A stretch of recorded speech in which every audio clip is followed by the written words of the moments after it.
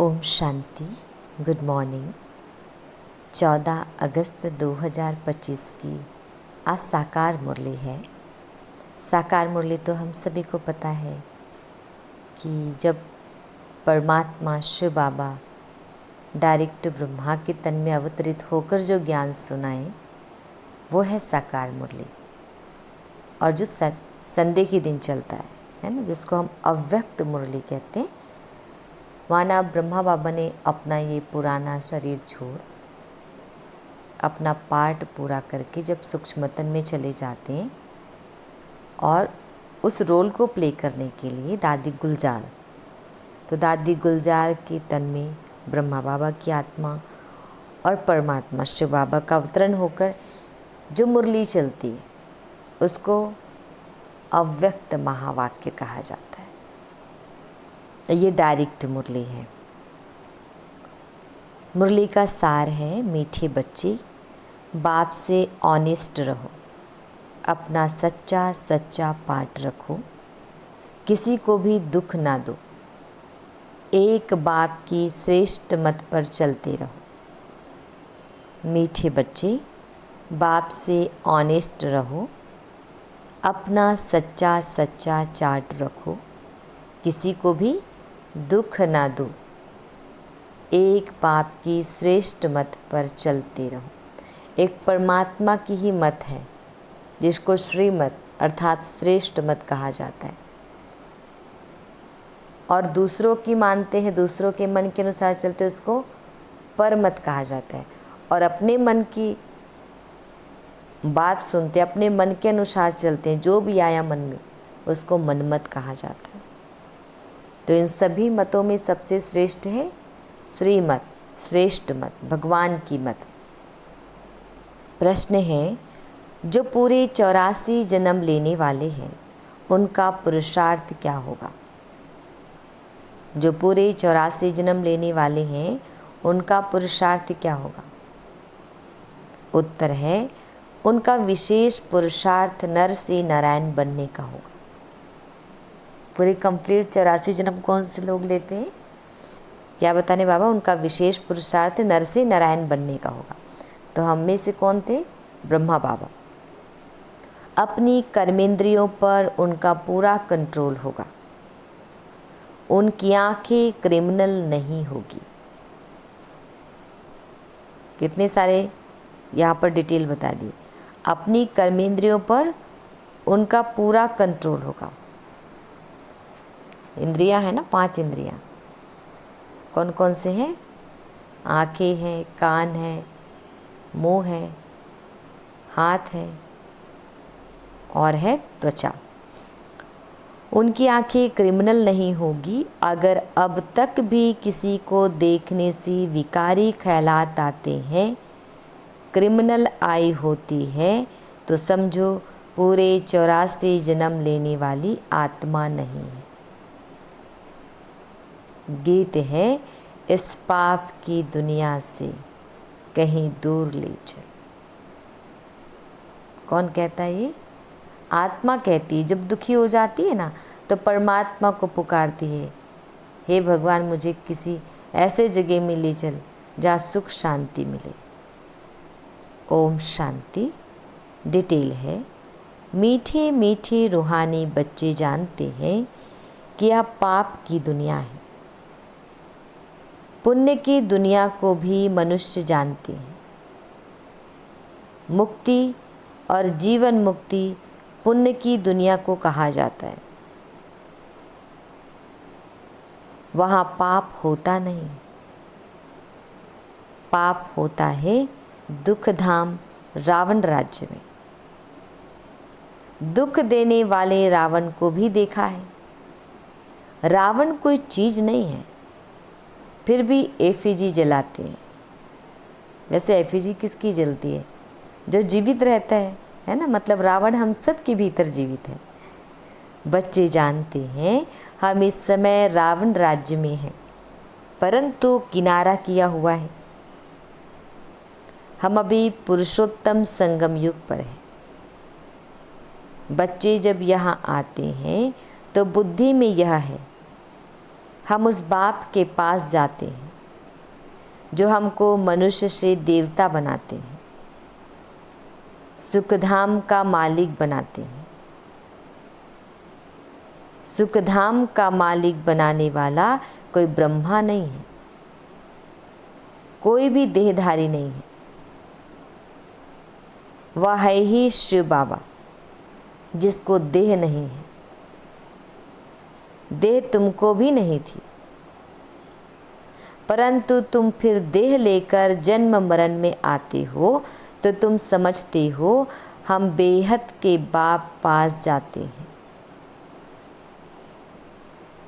वह हमको श्रेष्ठ मत देते हैं। तुम ऐसा पुरुषार्थ करने से स्वर्ग का मालिक बन सकेंगे। स्वर्ग को तो सब याद करते हैं, समझते हैं नई दुनिया जरूर है, वह भी जरूर कोई स्थापन करने वाला है। नरक भी कोई स्थापन करते हैं। तुम्हारा सुखधाम का पार्ट कब पूरा होता है वह भी तुम जानते हो। फिर रावण राज्य में तुम दुखी होने लगते हो। इस समय यह है दुख धाम। भल कितने भी करोड़पति पदमपति हो, परंतु पति दुनिया तो जरूर कहेंगी ना। यह कंगाल दुनिया दुखी दुनिया है। भल कितने भी बड़े बड़े मकान हैं, सुख के सब साधन हैं, तो भी कहेंगे पतित पुरानी दुनिया है। विषय वैतरणी नदी में गोता खाते रहते हैं। यह भी नहीं समझते कि विकार में जाना पाप है। कहते हैं इसके बिगैर सृष्टि वृद्धि को कैसे पाएगी। बुलाते भी हैं, हे भगवान, हे पतित पावन, आकर इस पतित दुनिया को पावन बनाओ। आत्मा कहती है शरीर द्वारा, आत्मा ही पतित बनी है, तब तो पुकारती है। स्वर्ग में एक भी पतित होता नहीं। तुम बच्चे जानते हो कि संगम युग पर जो अच्छे पुरुषार्थी हैं वही समझते हैं कि हमने 84 जन्म लिए हैं, फिर लक्ष्मी नारायण के साथ ही हम सतयुग में राज्य करेंगे। एक ने तो 84 जन्म नहीं लिया है, बहुतों ने लिया होगा। राजा के साथ प्रजा भी चाहिए। तुम ब्राह्मणों में भी नंबरवार है, कोई राजा रानी बनते हैं, कोई प्रजा। बाप कहते हैं बच्चे अभी ही तुम्हें दैवी गुण धारण करने हैं। यहाँ आंखें क्रिमिनल है। कोई को देखने से विकार की दृष्टि जाती है तो उनके 84 जन्म नहीं होंगे। वह नर से नारायण बन नहीं सकेंगे। जब इन आँखों पर जीत पा लेंगे तब कर्मातीत अवस्था होगी। सारा मदार आँखों पर है। आँखें ही धोखा देती है। आत्मा इन खिड़कियों से देखती है। इसमें तो डबल आत्मा है ब्रह्मा बाबा में। बाप भी इन खिड़कियों से देख रहे हैं। हमारी भी दृष्टि आत्मा पर जाती है। बाप आत्मा को ही समझाते हैं, कहते हैं मैंने भी शरीर लिया है, तब बोल सकते हैं। तुम जानते हो बाबा हमको सुख की दुनिया में ले जाते। यह है रावण राज्य। तुमने इस पतित दुनिया से किनारा कर लिया है। कोई बहुत आगे बढ़ गए, कोई पिछाड़ी में हट गए। हर एक कहते भी हैं पार लगाओ। अब पार तो जाएंगे सतयुग में, परंतु वहाँ पद ऊंच पाना है तो पवित्र बनना है, मेहनत करनी है। मुख्य बात है बाप को याद करो तो विक्रम विनाश हो। यह है पहली सब्जेक्ट। तुम अभी जानते हो हम आत्मा एक्टर हैं। पहले पहले हम सुखधाम में आए, फिर अब दुखधाम में आए हैं। अब बाप फिर सुखधाम में ले जाने आए हैं। कहते हैं मुझे याद करो और पवित्र बनो। कोई को भी दुख ना दो। एक दो को बहुत दुख देते रहते हैं। कोई में काम का भूत आया, कोई में क्रोध का आया, हाथ चलाया। बाप कहेंगे यह तो दुख देने वाली पाप आत्मा है, पुण्य आत्मा कैसे बनेगी? अब तक पाप करते रहते हैं, या तो नाम बदनाम करते हैं। सब क्या कहेंगे? कहते हैं हमको भगवान पढ़ाते हैं, हम मनुष्य से देवता विश्व के मालिक बनते हैं। वह फिर ऐसे काम करते हैं क्या? इसलिए बाबा कहते हैं रोज रात में अपने को देखो। अगर सपूत बच्चे हैं तो चार्ट भेजे।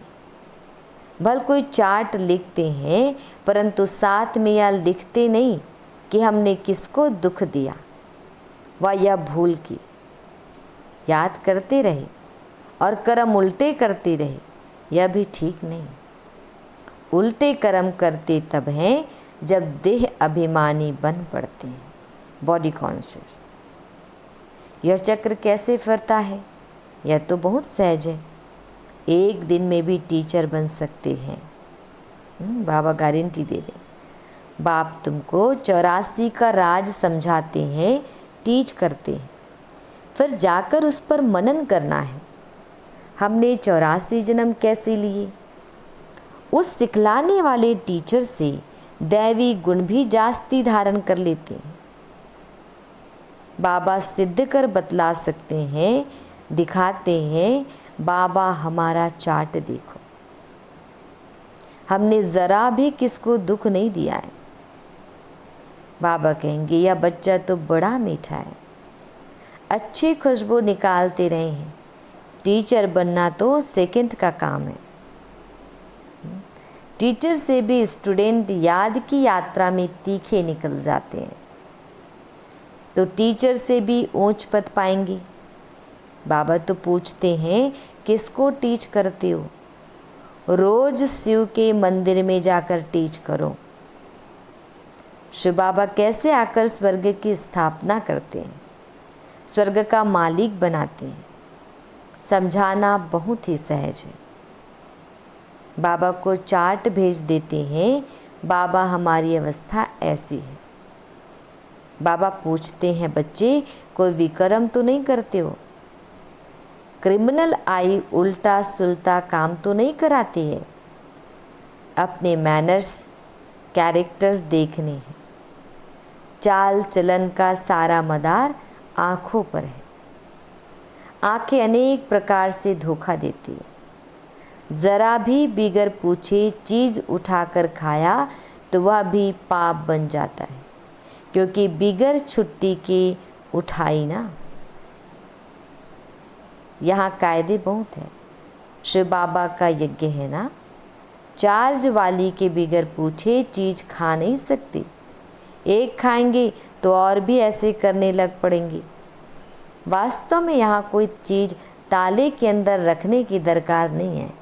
लॉ कहता है इस घर के अंदर किचन के सामने कोई भी अपवित्र आने नहीं चाहिए। बाहर में तो अपवित्र पवित्र का सवाल ही नहीं, परंतु पतित तो अपने को कहते हैं ना। सब पतित हैं। कोई वल्लभाचार्य को अथवा शंकराचार्य को हाथ लगा ना सके, क्योंकि वह समझते हैं हम पावन या पतित हैं।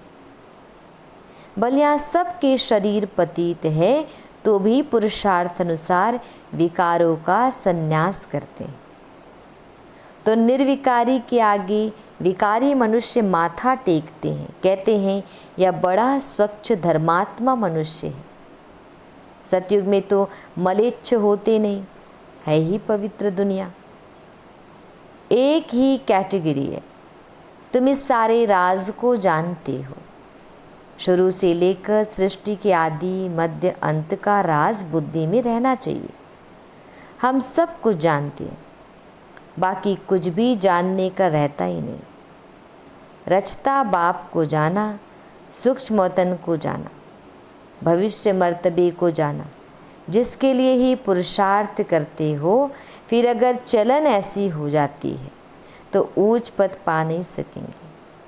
किसको दुख देते विकार में जाते हैं या बुरी दृष्टि रखते हैं तो यह भी पाप है। दृष्टि बदल जाए बड़ी मेहनत है, दृष्टि बहुत अच्छी चाहिए। आंखें देखती है या क्रोध करते हैं तो खुद भी लड़ पड़ते हैं। शिव बाबा में ज़रा भी लव नहीं, याद ही नहीं करते। बलिहारी शिव बाबा की है, बलिहारी गुरु आपकी, गोविंद दियो बताए। ये जो आगे नहीं है, बलिहारी उस सदगुरु की जिसने गोविंद श्री कृष्ण का साक्षात्कार कराया। गुरु द्वारा तुम गोविंद बनते हो। साक्षात्कार से सिर्फ मुख मीठा नहीं होता। मीरा का मुख मीठा हुआ क्या? सचमुच स्वर्ग में तो गई नहीं, वह है भक्ति मार्ग। लेकिन मीरा जी का जो रोल था, विशेष था भक्तों में। अगर महिलाओं में गिनी जाती हैं भक्ति के रूप में कि सबसे बड़ी भक्तिन कौन है तो मीरा जी हैं। आज भी मिसाल है और उनका जो रोल है अभी विशेष है।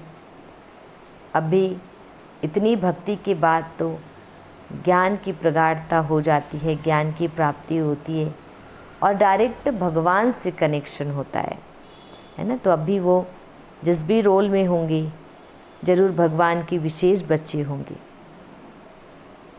तो वह है भक्ति मार्ग। उनको स्वर्ग का सुख नहीं कहेंगे। गोविंद को सिर्फ देखना नहीं है, ऐसा बनना है श्री कृष्ण के जैसे। तुम यहाँ आए ही हो ऐसे बनने, या नशा रहना चाहिए। हम उनके पास जाते हैं जो हमको ऐसा बनाते हैं, तो भगवान ही बनाएंगे देवी देवता। तो बाबा सबको यह राय देते हैं, चार्ट में यह भी लिखो, आँखों ने धोखा तो नहीं दिया, पाप तो नहीं किया। आँखें कोई ना कोई बात में धोखा जरूर देती है। आँखें बिल्कुल शीतल हो जानी चाहिए। अपने को अशरीरी समझो। यह कर्मातीत अवस्था पिछाड़ी में होगी, सो भी जब बाबा को अपना चार्ट भेज देंगे। भल धर्मराज के रजिस्टर में सब जमा हो जाता है ऑटोमेटिकली, परंतु जबकि बाप साकार में आए हैं तो कहते हैं साकार को मालूम पड़ना चाहिए तो खबरदार करेंगे। क्रिमिनल आई अथवा देह अभिमान वाला होगा तो वायुमंडल को अशुद्ध कर देंगी। यहाँ बैठे भी बुद्धि योग बाहर चला जाता है। माया बहुत धोखा देती है, मन बहुत तूफानी है। कितनी मेहनत करनी पड़ती है यह बनने के लिए। बाबा के पास आते हैं, बाबा ज्ञान का श्रृंगार कराते हैं। आत्मा को समझते हो, हम आत्मा ज्ञान से पवित्र होंगी, फिर शरीर भी पवित्र मिलेगा। आत्मा और शरीर दोनों पवित्र सतयुग में होते हैं। फिर आधा कल्प बाद रावण राज्य होता है। मनुष्य कहेंगे भगवान ने ऐसे क्यों किया? यह अनादि ड्रामा बना हुआ है। भगवान ने थोड़े ही कुछ किया। सतयुग में होता ही है एक देवी देवता धर्म। कोई कोई कहते हैं ऐसे भगवान को हम याद ही क्यों करें? लेकिन तुम्हारा दूसरे धर्म से कोई मतलब नहीं। जो कांटे बने हैं वही आकर फूल बनेंगे। मनुष्य कहते हैं क्या भगवान सिर्फ भारतवासियों को ही स्वर्ग में ले जाएंगे? हम मानेंगे नहीं। भगवान को भी दो आंखें हैं क्या? परंतु यह तो ड्रामा बना हुआ है। सब स्वर्ग में आए तो फिर अनेक धर्मों का पाठ कैसे चले? स्वर्ग में इतने करोड़ होते नहीं। पहली पहली मुख्य बात भगवान कौन है उनको तो समझो। यह नहीं समझा है तो अनेक प्रश्न करते रहेंगे। अपने को आत्मा समझेंगे तो कहेंगे यह तो बात ठीक है। हमको पतित से पावन जरूर बनना है, याद करना है उस एक को। सब धर्मों में भगवान को याद करते हैं। तुम बच्चों को अभी यह ज्ञान मिल रहा है। तुम समझते हो यह सृष्टि चक्र कैसे फिरता है। यहाँ पर लाइन था, सब धर्मों में भगवान को याद करते हैं, अलग अलग उनका सिंबल बना दिया गया है। बाकी परमात्मा को गॉड, नूर इलाही, परम पिता परमात्मा, शिव और पवित्र आत्मा, इस तरीके के जो शब्द बोलते हैं और भगवान को याद करते हैं, है ना। तुम कितना प्रदर्शनी में भी समझाते हो, निकलते बिल्कुल थोड़े हैं, परंतु ऐसे थोड़े ही कहेंगे कि इसीलिए करनी नहीं चाहिए। ड्रामा में था, किया, कहाँ निकलते भी है प्रदर्शनी से, कहीं कहीं निकलते भी है ना। तो बाबा कहते हैं ड्रामा में था, किया, कहाँ निकलते भी हैं प्रदर्शनी से, कहाँ नहीं निकलते हैं। आगे चलाएंगे, उच्च पद पाने का पुरुषार्थ करेंगे। कोई को कम पद पाना होगा तो इतना पुरुषार्थ नहीं करेंगे। बाप बच्चों को फिर से समझाते हैं, विक्रम कोई नहीं करो। यह भी नोट करो कि हमने किसी को दुख तो नहीं दिया, कोई से लड़ा झगड़ा तो नहीं, उल्टा सुल्टा तो नहीं बोला, कोई अकर्तव्य कार्य तो नहीं किया। बाबा कहते हैं विक्रम जो किए हैं सो लिखो। या तो जानते हो द्वापर से लेकर विक्रम करते अभी बहुत विक्रमी बन गए। बाबा को लिख कर देने से बोझा हल्का हो जाएगा। लिखते हैं, हम किसको दुख नहीं देते हैं। बाबा कहेंगे अच्छा चार्ट लेकर आना तो देखेंगे। बाबा बुलाएंगे भी ऐसे अच्छे बच्चे को, हम देखेंगे तो सही। सपूत बच्चों को बाप बहुत प्यार करते हैं।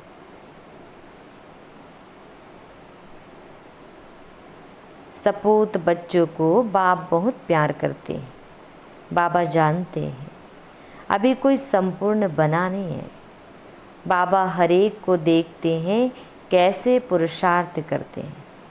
बच्चे चार्ट नहीं लिखते हैं तो ज़रूर कुछ खामियां हैं जो बाबा से छिपाते हैं।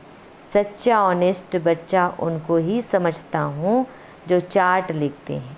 चार्ट के साथ फिर मैनर्स भी चाहिए। अच्छा, मीठे मीठे शिकिल दे बच्चों प्रति माता पिता बाप दादा का याद प्यार और गुड मॉर्निंग। रूहानी बाप की रूहानी बच्चों को नमस्ते। हम रूहानी बच्चों की रूहानी माता पिता बाप दादाजी को याद प्यार गुड मॉर्निंग और नमस्ते। शुक्रिया मीठे प्यारे बाबा, आपका लाख लाख शुक्रिया। धारणा के लिए मुख्य सार है, फर्स्ट पॉइंट है, स्वयं का बोझ हल्का करने के लिए जो भी विक्रम हुए हैं वह बाप को लिख कर देना है। अब किसी को भी दुख नहीं देना है, सपूत बनकर रहना है। सेकेंड पॉइंट है, अपनी दृष्टि बहुत अच्छी बनानी है, आंखें धोखा ना दे, इसकी संभाल करनी है। अपने मैनर्स बहुत बहुत अच्छे रखने हैं। काम क्रोध के वश हो, कोई पाप नहीं करने हैं। वरदान, लक्ष्य और मंजिल को सदा स्मृति में रख तीव्र पुरुषार्थ करने वाले सदा होली और हैप्पी भव। लक्ष्य और मंजिल को सदा स्मृति में रख तीव्र पुरुषार्थ करने वाले सदा होली और हैप्पी भव। डिटेल है, ब्राह्मण जीवन का लक्ष्य है बिना कोई हद के आधार के सदा आंतरिक खुशी में रहना। जब यह लक्ष्य बदल हद की प्राप्तियों की छोटी छोटी गलतियों में फंस जाते हो तब मंजिल से दूर हो जाते हो। इसलिए कुछ भी हो जाए, हद की प्राप्तियों का त्याग भी करना पड़े तो उन्हें छोड़ दो, लेकिन अविनाशी खुशी को कभी नहीं छोड़ो। होली और हैप्पी भव के वरदान को स्मृति में रख तीव्र पुरुषार्थ द्वारा अविनाशी प्राप्तियाँ करो। स्लोगन, गुणमूर्त बनकर गुणों का दान देते चलो, यही सबसे बड़ी सेवा है। गुणमूर्त बनकर गुणों का दान देते चलो, यही सबसे बड़ी सेवा है। अव्यक्त इशारे सहज योगी बनना है तो परमात्मा प्यार के अनुभवी बनो।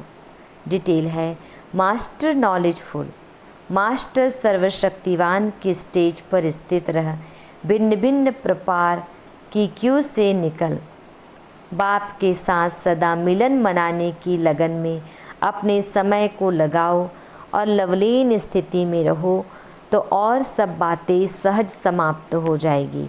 फिर आपके सामने आपकी प्रजा और भक्तों की क्यू लगेगी। अच्छा, ओम शांति।